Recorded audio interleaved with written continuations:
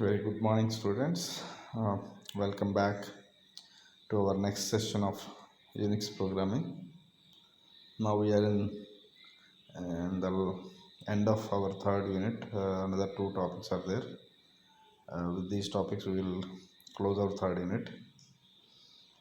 And similarly, we have another concept left in fourth unit also. That is AWK. We will complete it shortly. So today, what we are going to discuss is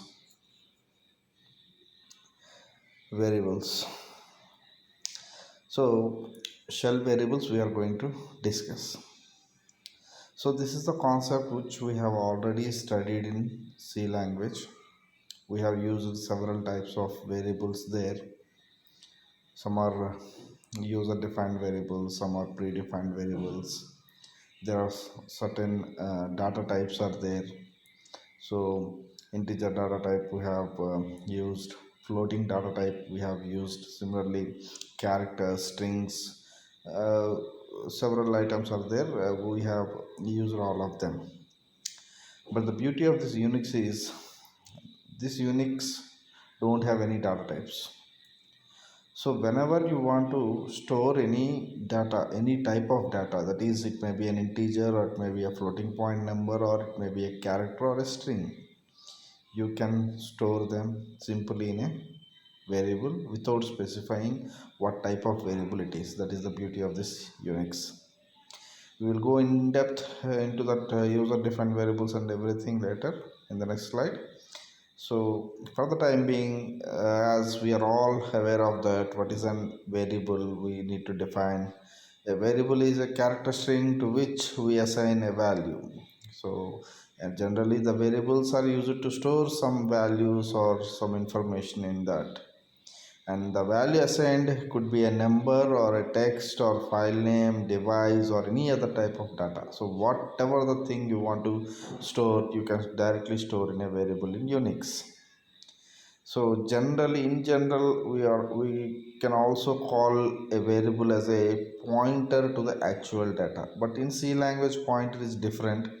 So in C language, we will define a pointer as a variable which can store the address of another variable. Where in C language a pointer cannot store a value directly, it only stores the address of another variable. But here we can call in Unix a variable as a pointer to the actual data. So actual data will be reside somewhere in the hard disk or RAM. That data will be pointed by that variable. So generally the shells on which we write our shell scripts or Unix programs will allow us to create some variables, assign some values to those variables, and delete the variables too. Okay, and as usual, we have two types of variables. Those are environmental variables and ordinary variables. So environmental variables are predefined variables in Unix, whereas ordinary variables are the user defined. So we can define on our own. So we will discuss one by one what are the environmental variables available in Unix, and we will see.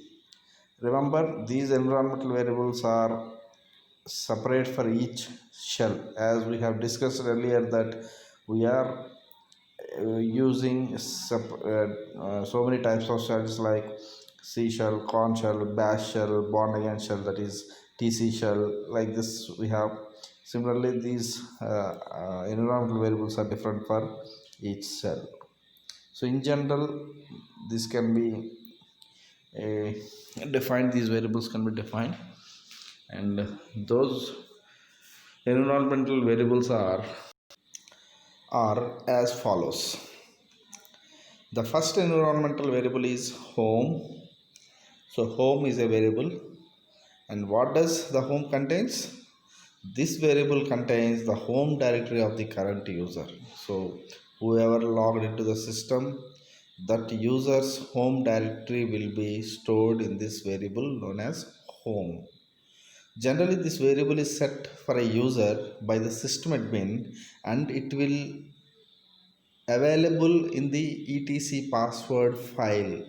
So in the first unit, whenever when we have discussed the file system of the Unix, there are several files. The Unix hierarchical file structure we have seen. In that, there is a file known as etc password, and in that file this information will be stored. So what is home? Home is nothing but the home directory of the current user. So there will be several users for a single system, but whenever a user is signed into the system with the help of his own password and his own username, automatically the user's home directory will be stored in that home variable. Okay, it is very simple. And where is this home file home variable is available? It is available in the file etc password. And the second file, the second environmental file is ifs. Ifs is nothing but input field separator. Ifs stands for input field separator. So this input field separator contains the characters that are used as word separator. So whenever we are typing some text or something we are typing on the monitor, generally we will separate the words by using a space. Okay, so space or tab, or whenever there is a possibility that you can go to the next line, so these are called field separators. So we are using some text words. So whenever you typing some words or typing some numbers, those numbers or text will be separated by either space or a tab or a new line. So this is the ifs variable contains those things. So it's a string normally consists of space, tab, or a new line characters. So whatever the input field separators we use, it will stores in that variable ifs. Okay, this is the second environmental variable. Then comes to the third environmental variable, that is log name. As mentioned by its name, log name will always contains the username. As I said, everybody in the uh, everyone who are using the Unix operating system will be provided with a username and password. Generally, whenever you are using a lab, your username will be your registered number.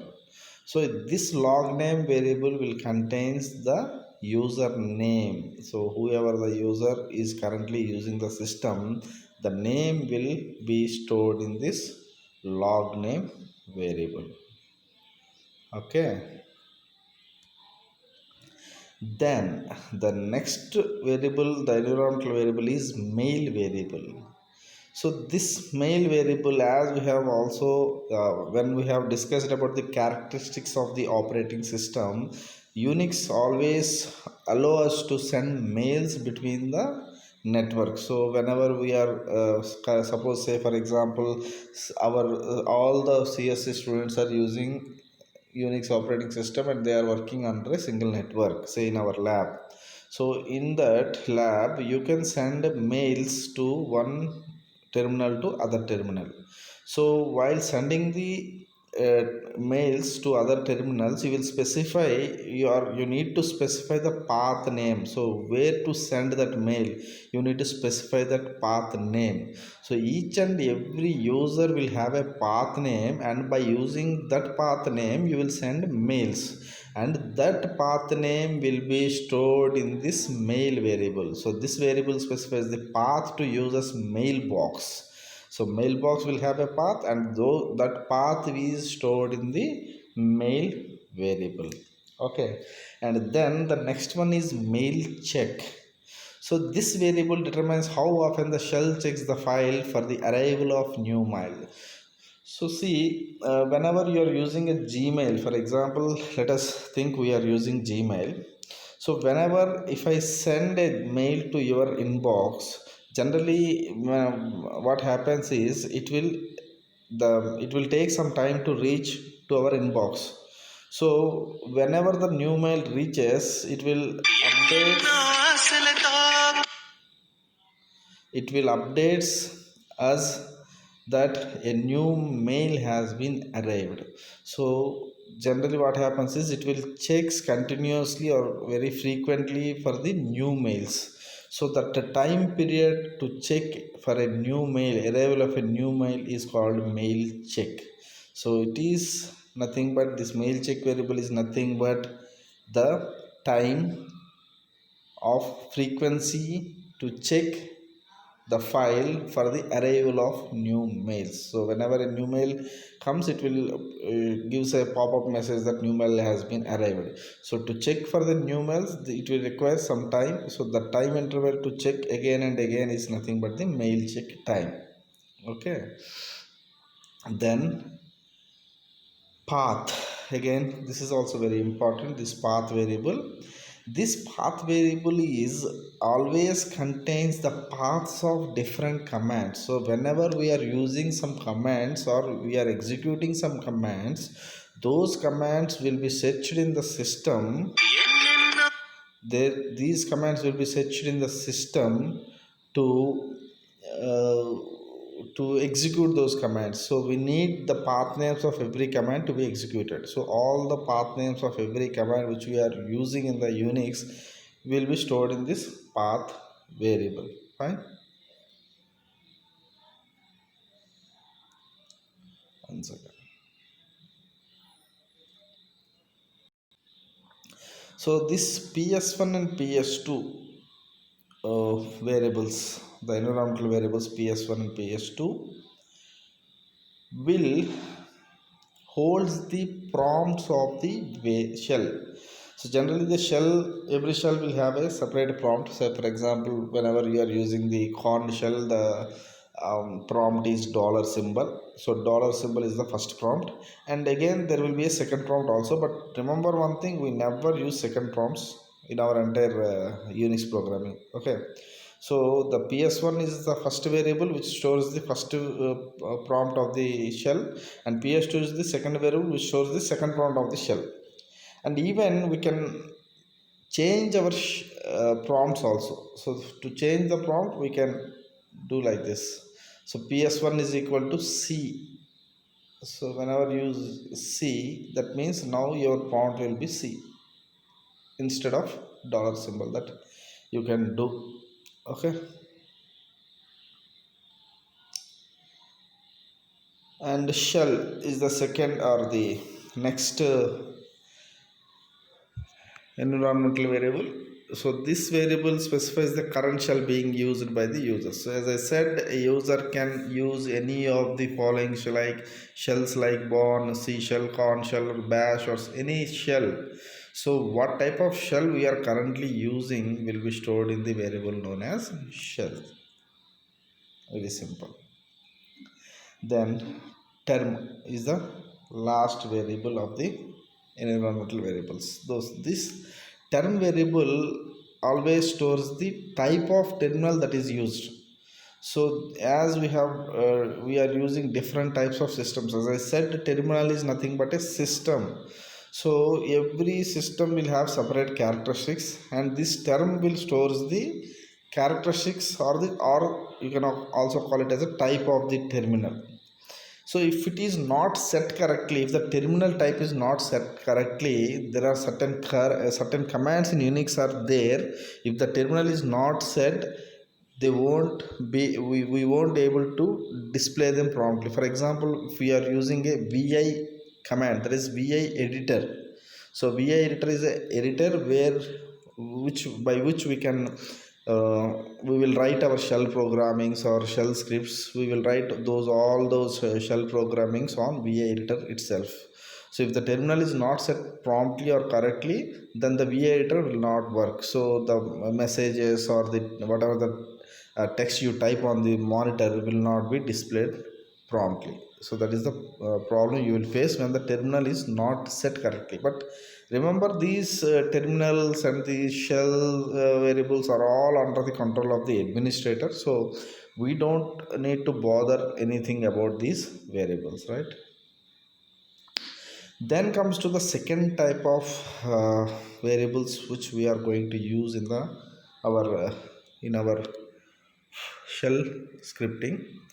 These are called ordinary variables or user defined variables. These are very similar to our C variables, but only thing, the difference between the C and Unix is, in C language, whenever you want to store a particular data, say for example, if you want to store an integer type of data, you need to specify that the variable, that means you need to define the variable as an integer type only. So for example, if you want to store a value 50 in a variable, then you need to specify that int a, then only a is able to store that 50. Similarly, float value you want to store, you need to specify that float a, then only the floating values can be stored in a. Similarly, for characters and strings. But here, the advantage of defining variables, user defined variables, is you need not to specify any data type. So you just simply you will define a variable and you can store any type of data in Unix. So if you are defining a variable a is equal to, you can write 50, or a is equal to, you can write 50.5, or simply you can also write a is equal to mbr. So see, there are three different things. 50 is a integer, 50.5 is a floating value, and mbr is a string. So any type of data you can store in the variables. So only thing you need to remember is the name of the variable should only contain letters. Those are a to z or a to z. So you can use both upper and lower case in the names. And similarly, numbers 0 to 9 you can also use, and only one special character, that is underscore. The underscore special character only you can use in the names, right? So generally what we do is, in Unix is, we will always set the variable name or define the variable in uppercase for our advantage only. But the thing is, you can also define a variable in lowercase also. But generally what people do is, we'll have their names, variable names, in the uppercase only. So these are the four examples what I have given. Like this you can define your variables. Underscore csc, yes, the first letters may be underscore also, so you can define underscore csc. Similarly, csc underscore a, variable underscore 1, where underscore 2, or your name or anything. Only thing you need to remember is that file name or that variable name should only contain letters, that means the alphabets from a to z, both upper and lower case, and the numerics from 0 to 9, and only one special character, that is underscore. Also I have specified uh, some examples of invalid variable names. See, for example, 2 underscore csc is invalid only because any variable name should not start with a numeric. You can start with the underscore, but numeric should not be the first letter of the variable name, right? Then hyphen csc, because hyphen is not a special character, you cannot use hyphen. Similarly, csc1 hyphen csc2, the third one, so again hyphen is there, so you cannot use. And csc underscore a is okay, but after that I have put an exclamatory mark, that is not symbol. So because not is a special character, we cannot use. So like this, you can assign variable names. How so? Now, how to assign variables, values to variables? This is the simple syntax. So simple, the syntax is variable is equal to value. Simple, very simple. Okay, and remember, the value of variables are stored in ASCII format, so directly it won't store. But we we we won't see that those values are stored in ASCII, but internally what happens is, whatever the values you give, all those values will be stored in the variable in ASCII format only. Okay, so simple example I have given, x is equal to 50. So x is equal to 50 means I want to store value 50 in x. So here check, I am not specifying what is x, I am not specifying whether it is integer, float, or character, or something else. So I simply write x is equal to 50. So simply the 50 value 50 will be stored in x. So what is the procedure to display the value which are stored in the variable? Is simple, echo command. As I said, echo is nothing but a command which is similar to printf in C language. So echo followed by $x. Okay, this $x, dollar is called evaluation symbol. Evaluation means whenever you want to display the value which is stored in the variable, you need to evaluate it. So to evaluate a variable, you need to use this dollar symbol. So echo dollar x will print the value of x, that is nothing but 50. Got it? It's very very simple. Okay. And then there are some certain points you need to understand. Those are: a variable exit only for short time during the execution of the shell script. So remember, in C language also we have studied a concept known as local and global variables. So local variables are nothing but the variables which are only used in the particular function only. Outside that function, those variables cannot be accessed. Similarly here also in Unix, whatever the variable you define, whatever the variable the user defines, will only can be accessed in that particular script only, right? And the variables are local to the user shell environment. As I said, those are called local, right? So the variables are not available for the other scripts or processes. So if you are writing first program, the second program cannot access the variables which are in the first script. So that is the thing I have explained earlier. And the next point is, as the variables are defined and used by specific users, they are also called user defined variables. And again the similar thing. So because a terminal can be used by one more than one user, if one user is defined a variable, that variable is only can be used by that user only, other user cannot access that. Therefore it is also called user defined variables. So whoever the user defines that variable only allowed to access that variable. Okay. And this is the next step, that unset x, unset command is used to remove the value which is already stored in the particular variable. So for example, as in the previous example, if I have used x is equal to 50, that means we have stored the value 50 in the x. But later I don't want 50 value in x, I want something else in x. So how to remove that value? Simple, use unset x. So unset x will remove the value which is already stored in that variable. So once you unset the variable x, you can use echo $x to check whether the value is removed or not. Generally it will be removed. Got it? And the uses of local variables. So there are certain uses for these user defined variables, and those uses, the first thing is setting path names. So setting path names is nothing but, so if you are writing a program and you want a path name, for example, I need a path name like home, then followed by, say, for directory d1, then a directory d2, and then directory, say, f1. This is known as a path. So I want to access this f1. To access this f1, what I want to do is I want to reach home first. Then in home I need to reach d1 directory, then I need to reach d2 directory, and last in d2 directory I will find that f1. This is called a path.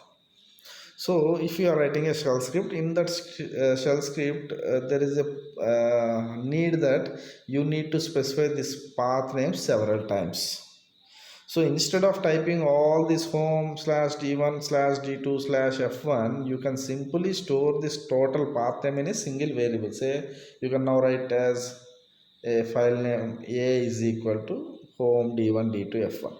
No, instead of typing all this, whenever you need this path, you can just simply use echo $x $a.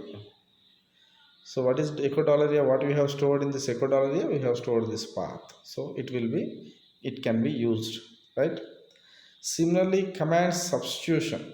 So now this is nothing but, so whenever a command is going to be executed, it will generally give some result, and that result also can be stored in a variable. That is called command substitution, right? Then concatenating variables. Concatenating means you can also merge two variables. So simply that, see this example I have here. I have used two variables. First, the first variable is name. In this variable I stored a value, that is a string, that is csc, and I also used another variable that is ext in which I stored dot c. Okay, now what I want to do is I want to merge these two variables. So for merging, what I need to do is I need to assign these two variables to a separate variable that is nothing but file. So if you write like this, file is equal to dollar name dollar ext. What is dollar name? We are evaluating dollar name. So what is dollar name? We are getting this value that is csc. So csc will be there, and after immediately what I have given dollar ext. So what is dollar ext? Is nothing but dot c. So the output will be csc dot c. Now f1 variable will have csc dot c. In this way we can merge two or more variables also. Okay, so this is very important when we are writing shell scripts. So uh, pay a little bit more attention towards this user defined variables. So shell defined variables, okay, it is very theory part, so you can study it and you can remember them. But user defined variables, you need to uh, remember certain things like how we can name a variable, how we can't use variable names, what is the syntax to use a variable, that is to assign values, and how to unset the values of variables, what is the advantages of variables, and what are the uses of local variables, how to merge them, how to store some path names, how to store some results in a variable. So all these things you need to concentrate, right? So this is today's session, and we will close the third unit in the next session. And immediately after closing the third session, I will immediately share you the first, second, third units lecture notes. And hope you will, everyone will of you will go through the lecture notes and study well and prepare for the first mid exams. Okay, and immediately after that, even with some a single concept that is called awk is there. Once awk is over, then the fourth unit is also over for us. So 4 units we are almost done with the 4 units of unix. So prepare well, and the last units are only contain some unix shell programs and certain things else. So we will also discuss all the stuff later. Okay, have a good day. Thank you.